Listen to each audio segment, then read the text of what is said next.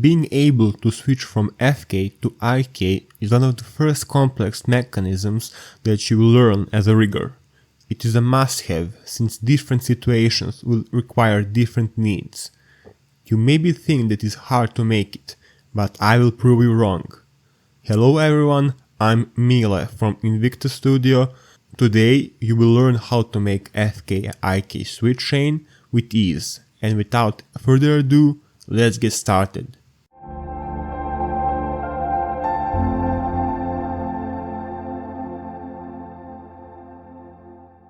For starters, you need a skinned mesh. Fortunately for you, there is a video on the channel where I explain how you can do it. If you don't have a skinned mesh, better check it out. Otherwise, you can continue watching. First thing that I will do is to duplicate my base bone twice. Move it a fixed value away so it will be easier to get them back in place when finished.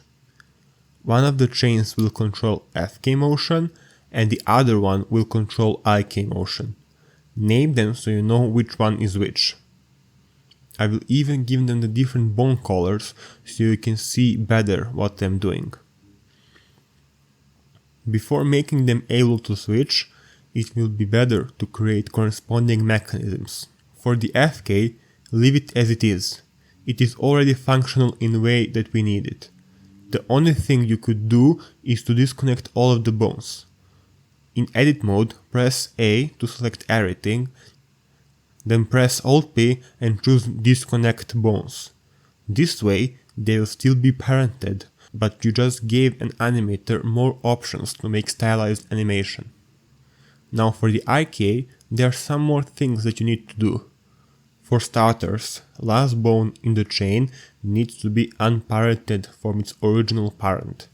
If I were to add IK constraints before that, it would create cyclic dependency. A child would be controlled by the parent, but the child would also control the parent.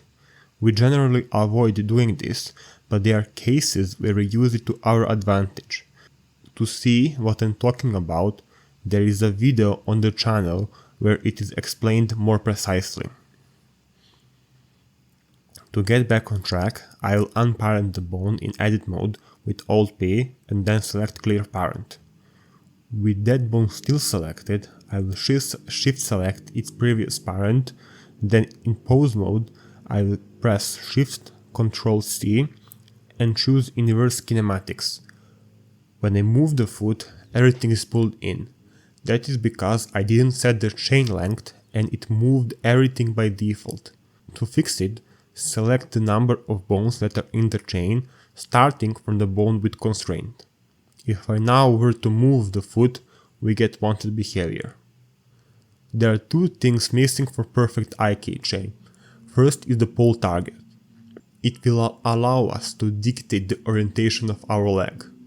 To add a pole target, reset position of all bones. Go to edit mode, copy the bone with constraint and move it by its local up axis by pressing G and axis button twice. Then, at the head of the bone, place 3D cursor. Delete that bone and add a new one. Align it with the world space so animator has easier time to animate it later.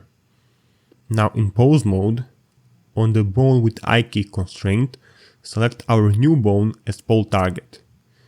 Make sure that you gave it proper name so you can find it.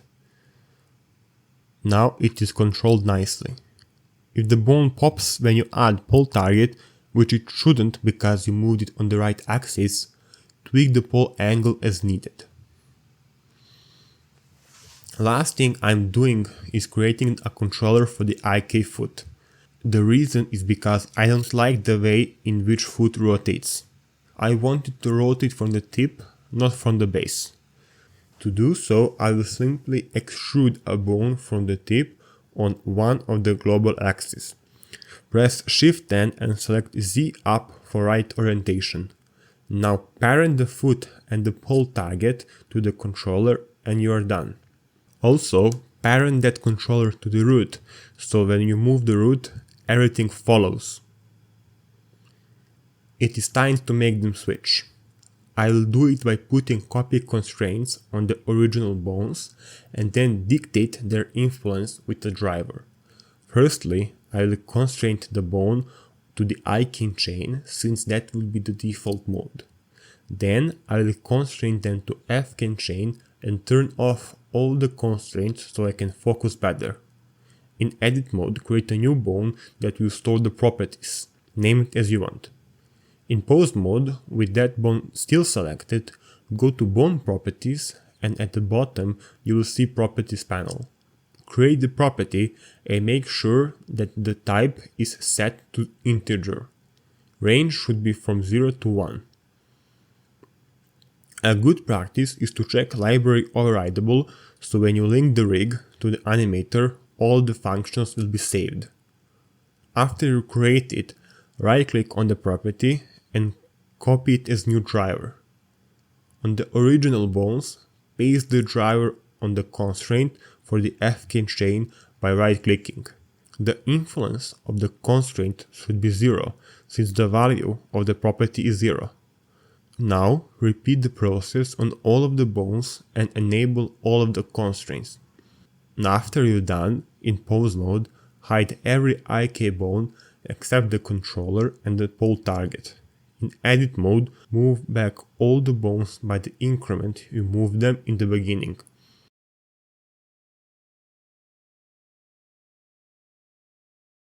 Now, if you move the IK bone, they'll control the chain as wanted. To switch to FK, select our property bone and then set the property to 1. Now the FK bones are driving the animation. We have a wanted behavior.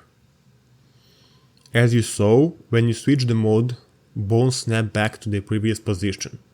This is a very awkward behavior. Fortunately, someone already made a video with solution to this problem. And that someone is none other than Pierrick Picatu. He has excellent video where he explained how to fix it and it's super easy. Go check it out. That would be it for the video. If you enjoyed, please leave a like. If you have a topic you want me to cover, leave a comment. Click the bell to avoid missing new uploads and I will see you soon. Take care.